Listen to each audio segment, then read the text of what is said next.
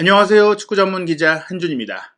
2022 카타르 월드컵 본선을 준비하기 위한 6월 A매치 4연전 어느새 절반의 일정을 넘어왔습니다. 브라질전 5대1 참패, 그리고 칠레전 2대0 승리. 손흥민 선수가 칠레와의 경기에서 승리를 이끌면서 한국 대표팀이 자신감을 찾을 수 있었습니다. 그런데 이 칠레전 이후 뒷이야기가 한국이 아닌 오히려 영국 언론에서 먼저 화제가 되기 시작했고, 그 이후에 이야기가 한국으로 전해지고 있는데요. 칠레 선수들이 한국과의 경기에서 워낙 밀리다 보니까 수비 라인에서 서로 언쟁을 벌이던 상황이 벌어졌는데, 이 상황을 손흥민 선수가 중재했다는 것입니다.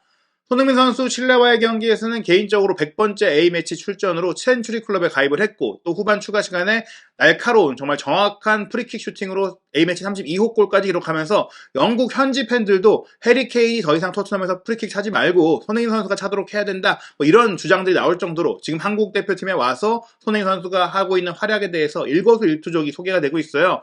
한국을 대표하는 선수에서 이제는 프리미어리그의 득점왕으로 프리미어리그를 대표하는 선수, 잉글랜드 프로축구를 대표하는 선수로서 영국 현지 언론에서도 손흥민 선수가 한국에 와서 하고 있는 일들과 활약에 대해서 세밀하게 추적하고 또 소개를 하고 있는 상황입니다. 영국을 대표하는 일간지 중에 하나인 데일리 메일에서 이 손흥민 선수의 칠레 수비수들 간의 싸움을 중재한 모습을 크게 소개했는데요. 영국 현지 팬들이 피스키퍼, 평화유지군의 역할을 한 손흥민 선수에게 노벨 평화상을 줘야 되는 거 아니냐라고 농담을 했던 상황까지 헤드라인으로 뽑으면서 손흥민 선수가 칠레와의 경기에서 했던 뒷이야기를 정말 대서특필하는 그런 상황이 나왔습니다. 상황을 보시면 이제 칠레 선수들이 센터백 라인에서 수비 과정에서 조금 언쟁이 있었어요. 손흥민 선수가 이제 하프라인 부근에서 상대 수비의 견제를 받고 있는 상황 속에 칠레 센터백 쿠스체비치와 파울로 디아스가 이날 두 명의 센터백 라인으로 호흡을 맞췄거든요. 포백 상황에서 가리메델 선수가 수비형 미드필더로 올라가서 이 두 명의 사이를 조율하는 역할을 했었는데, 가리메델이 좀 이제 다른 쪽으로 이동을 했던 상황 속에서 쿠스체비치가 디아스에게 수비 똑바로 안 하냐, 약간 이런 느낌의 좀 얘기를 하는 모습이 포착이 됐습니다. 손흥민 선수가 처음에는 두 선수가 어떤 얘기를 하는 거지 멀뚱멀뚱 지켜보고 있었는데, 둘의 표정이라든지 행동이 조금 심상치가 않았습니다. 성큼성큼 이 쿠스체비치가 디아스에게 다가가더니 서로 일촉즉발해 정말 몸싸움이라도 벌일 것처럼 지금 달려드는 그런 상황이 펼쳐졌고, 손흥민 선수가 뒤에서 지켜보다가 이제 뭔가 이상하다 싶어서 근처로 이제 다가갔거든요.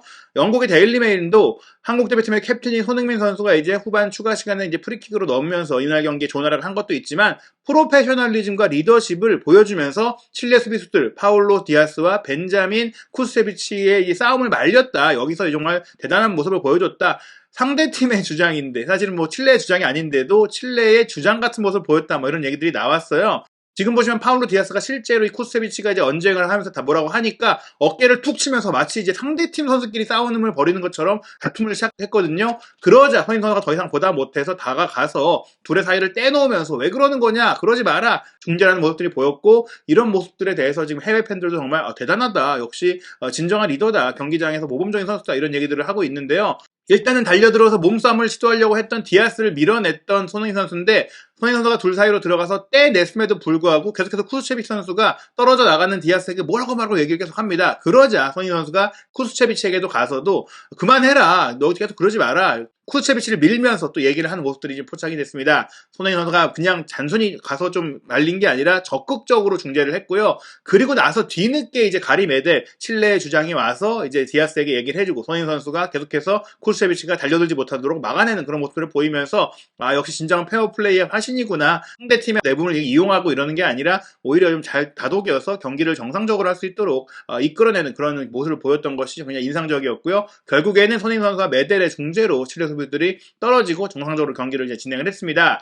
데일리메일은 팬들의 반응까지 소개를 했어요. 워낙에 손흥민 선수가 이제 최근에 인성적으로나 또 프리미어리그에서 활약을 펼칠 때도 모두가 사랑하는 선수, 웃으면서 경기하는 선수, 페어플레이를 잘 보여준 선수로 칭찬을 하고 있는데, 이 활약에 대해서 해외 커뮤니티에서 리버풀 팬이 손흥민에게 노벨상을 줘야 된다라고 발언이라거나, 레알 마드리드 팬이 축구 역사상 가장 위대한 인간 아니냐, 위대한 사람 아니냐, 이렇게 얘기를 하기도 했었고, 한 첼시 팬은 손흥민 선수를 북한으로 보내서 이 남북을 통일시키는 일도 할 수 있을 정도로 정말 대단한 평화의 그 화신이다, 이렇게 얘기를 할 정도의 반응들이 나왔습니다. 농담조로 나온 얘기들이지만, 이런 농담조의 얘기들을 영국의 대표 일간지인 데일리메일이 소개할 정도로 손흥민 선수의 위상과 유명세와 인기가 높다라는 것을 알 수 있겠죠. 사실은 프리미어리그에서 뛰는 어떤 선수들이 이런 작은 에피소드를 대표팀에서 했다고 해서 다 기사가 나고 이렇게 뜨거운 반응이 나오지 않거든요. 손흥민 선수가 월드 스타다, 프리미어리그를 대표하는 스타다, 그런 의미를 또 확인할 수 있는 보도라고 할 수 있겠고요. 데일리 메일은 사실 이제 축구 역사상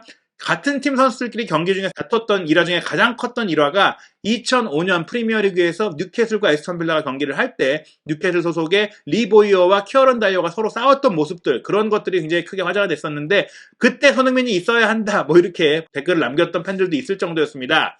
그리고 이 장면이 얼마나 화제가 됐냐면 데일리 메일뿐만 아니라 영국을 대표하는 대중지 타블로이드지인 더 선도 홈페이지에 실제로 이 영상까지 올리면서 Wait a minute 하면서 이제 손흥민이 기다려라, 싸우지 마라 라고 했다라는 또 언어 유희까지 하면서 손흥민 선수의 이제 미담과 훈훈한 장면을 소개했고요. 또 정말 그 파로디아스와 쿠스체비치 칠레 수비수들의 태도는 정말 끔찍했다라는 해외 팬들의 반응까지 보여주면서 칠레가 무너질 수밖에 없었던 이유를 소개하고 또 손흥민 선수가 얼마나 지금 주장으로서 축구계 스타로서 모범적인가를 또 한 번 소개하는 기사가 나왔습니다. 이렇게 많은 영국에서의 관심들이 몰리고 있는 가운데 대한민국 축구대표팀은 파라과이와 6월 10일 금요일 저녁 8시 수원 월드컵 경기장에서 6월 달에 세 번째 A매치를 치르게 되는데요. 파라과이는 그래도 우리가 A매치 친선 경기를 통해 많이 만났던 팀이고 남미 팀들 중에서는 우리가 강세를 많이 보였던 팀입니다. 역대 6번의 A매치에서 2승 3무 1패로 전적이 우세하고요. 첫 번째 대결은 1986년 홍콩 구정축구대회, 과거 다이내스티컵이었죠. 이 대회에서 3대1로 졌었는데 그 이후 2000년대 들어서 치른 5번의 맞대결에서는 한 번도 지지 않았습니다. 2001년 1월 히딩크 감독이 부임했을 때 바로 그 김병지 골키퍼가 공을 몰고 나왔던 그 경기인데요. 칼스버그컵 홍콩에서 치렀고 그때 3, 4위전에서 고종수 선수의 골로 1대1로 비긴 이후 승부차기 6대5 승리를 거뒀던 바가 있고요. 2004년에는 파라과이가 처음 한국을 방문했습니다. 당시에 이제 친선 경기에서 0대0으로 비겼고요. 2005년 1월 달에는 한국 대표팀이 미국 원정 친선 경기를 치를 때 김진규 과거 수비수의 득점으로 1대1 무승부를 기록한 바가 있습니다. 2009년에는 이제 박주영 선수의 골로 1대0으로 승리를 하면서 파라과이전 첫 승리를 이번에 기록했고 지난 2014년에는 브라질 월드컵 이후에 대표팀이 전반적인 세대 교체를 하는 과정 속에서 김민우 선수와 남태희 선수의 골이 나오면서 슈틸리케 감독이 파라과이를 2대0으로 이겼던 경기가 있었습니다. 즉 최근 경기 점점 성적이 좋아지고 있고 2연승 중이다. 이번 경기도 승리가 유력하다고 볼 수 있는데요. 일단 파라과이 대표팀이 과거에 만났을 때보다 좀 더 약해졌어요. 대표하던 스타들이 은퇴하고 리빌딩이 안 되고 후계자가 나오지 않으면서 고전을 하고 있는데 2022 카타르 월드컵 남미 예선에서 남미 10개국 중에 8위를 기록하면서 탈락을 했습니다. 즉 본선 진출권에 거의 근접하지 못할 정도로 무기력한 모습을 보였고 베네수엘라가 승점 10점으로 최하위로 탈락을 했는데 볼리비아가 9위였는데 승점 15점이니까 파라과이와 승점 차이가 1점밖에 안 났습니다. 칠레와도 승점 3점이 밀릴 정도로 파라과이가 고전을 많이 했는데요. 파라과이의 최근 부진은 확실히 심각합니다. 1998년 호세 실레베르트 골키퍼, 골넣는 골키퍼의 활약뿐만 아니라 로케 산타크루스라는 또 미남 스타도 등장했고 2002년 한일 월드컵에서 16강까지 올라갔고 2006년 독일 월드컵과 2010년 남아공 월드컵까지 연속 본선 진출을 했고요. 남아공 월드컵 때는 8강까지 진출하면서 돌풍의 팀으로서 큰 주목을 받았었거든요. 그랬던 파라과이가 2014년 브라질 월드컵부터 이번 2022 카타르 월드컵까지 3회 연속 남미 예선을 돌파하지 못하면서 현격한 부진을 보이고 있는 상황인데요. 그런데 이번에 한국을 방문한 파라과이 대표팀에는 유럽 5대 리그에서 활약하는 선수가 3명이 있습니다. 뉴캐슬 유나이티드에서 이제 쪼커라든지 선발 출전했을 때도 날카로운 기술을 보여줬던 미겔 알미론이 현재 파라과이 대표팀의 주장이자 등번호 10번을 달고 있는 에이스 리그 대표 스타입니다. 미겔 알미론이 A매치 45회 출전에 4골을 기록하고 있고요. 수비 라인에는 스페인 라리가의 발렌시아에서 뛰고 있는 센터백 오마르 알데레테, 그리고 카디스에서 뛰고 있는 산티아고 아르사멘디아 선수 등이 이제 뛰고 있고요. 그 외에도 사실 남미 리그라든지 멕시코 리그에서 활약하고 있는 준수한 선수들이 많고 파라과이 같은 경우에는 주전 선수들이 대거 내한을 했어요. 공격 라인에 데를리스라든지 로메로 같은 선수들은 A매치 40회 이상을 소화한 베테랑 선수들이고요. 미드필드 라인과 수비 라인 모두 팀을 대표하는 선수들이 그대로 있고 또 최근 브라질 리그와 남미 코파 리베르타도레에서 엄청난 성적을 내고 있는 파우메이라스의 베테랑 수비수인 고메스가 파라과이의 실제 주장인데요. 이 선수도 일단 대표팀에 소집이 되어 있는 상황이긴 합니다.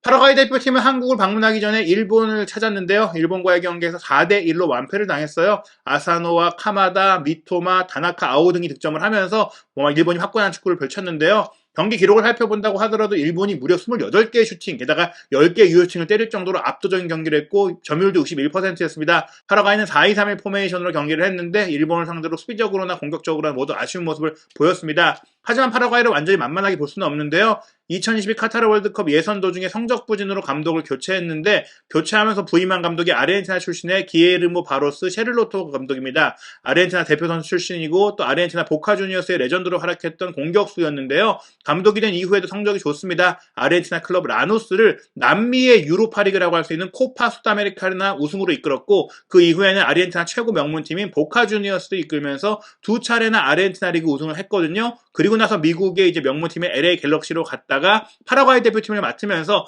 생애 처음으로 국가대표팀을 지휘하게 됐습니다. 파라과이를 이제 셰를로토가 재건하고 있기 때문에 이번 경기도 그 재건 과정의 일환으로 열심히 진중하게 임할 것으로 보입니다. 한국 대표팀 벌써 세 번째 A매치고 경기 사이에 간격들이 좀 있다 보니까 대대적인 로테이션이 예상이 되는데요. 주장인 손흥민 선수의 선발 출전이 예상되는 가운데 황희찬 선수는 군사훈련을 받기 위해 빠지게 됐어요. 그러면서 엄원상 선수가 추가 발탁이 됐는데 지난 칠레와의 경기에서 가장 큰 소확이라면 공격형 미드필드 포지션으로 출전해서 전방 압박도 잘해줬고 손흥민 선수와 호흡도 좋았던 프라이부르크의 작은 정우영 선수가 정말 좋았잖아요. 이번 경기는 황희찬이 빠진 가운데 정우영 선수를 측면 공격수로 배치할 것이 예상이 되고 지난 경기 푹 쉬었던 황의조 선수가 출전해서 아무래도 칠레보다는 수비력이 약한 이 파라과이를 상대로 황의조 선수의 이제 공격 득점 능력을 시험할 것으로 보이고요. 미드필드 라인에는 알사드에서 뛰는 큰 정우영 선수에 대한 부담이 굉장히 크잖아요. 이번에 한번 쉬게 하면서 대안을 모색할 수 있는 전술을 보지 않을까. 황인범, 권창훈, 백승호를 투입하면서 사실은 작은 정우영 선수와 권창훈 선수가 위치를 바꿔서 뛰면서 이선 지역에서 수비적인 부분, 압박적인 부분들을 할 수 있을 것으로 보이고 백승호 선수가 이제 투미들, 투볼란치 상태에서는 좀 황인범 선수가 어떻게 호흡을 못 칠 수 있을지 이런 부분들도 점검할 것 같고 홍철 선수가 레프트백으로 두 경기 모두 뛰었는데 김진수 선수의 몸 상태가 괜찮다면 이번 경기는 출전이 예상되고 김영권 선수와 정승현 선수가 센터백 라인으로 호흡을 맞춰보고 지난 두 경기 모두 김승규 골키퍼가 골문을 지켰는데 이번 경기는 조현수 선수가 한번 나오지 않을까 전망을 해봅니다. 한국 대표팀 파라과이와의 경기는 압도적인 우세가 점쳐집니다. 유럽의 주요 4개 스포츠 베팅 업체의 배당률이 나왔는데요. 한국의 승리 평균 배당률이 1.89배로 유력하고요. 우승부 3.50배, 파라과이 승리는 4.12배로 매우 높습니다. 한국이 브라질전 패배 이후 칠레전 같은 경우에는 배당률이 조금 높아지면서 흔들리는 모습이 있었지만 칠레를 상대로 확실한 승리를 거뒀기 때문에 이번 경기는 한국이 충분히 이길 수 있다. 이런 전망들이 나오고 있습니다. 하지만 평가전이기 때문에 이기는 게 중요한 게 아니라 어떤 경기 내용을 펼쳐 보이는지 월드컵 본선을 준비하는 과정에서 우루과이를 대비해야 되는데 상대의 강한 압박을 어떻게 풀어내고 또 공격 전개력에 있어서는 새로운 플랜을 어떻게 만들 수 있을지 이런 부분들을 잘 살피는 게 중요할 것 같습니다. 한준TV를 통해 한국과 파라과이 경기 분석과 후일담 인터뷰 총정리까지 확인하시기 바랍니다.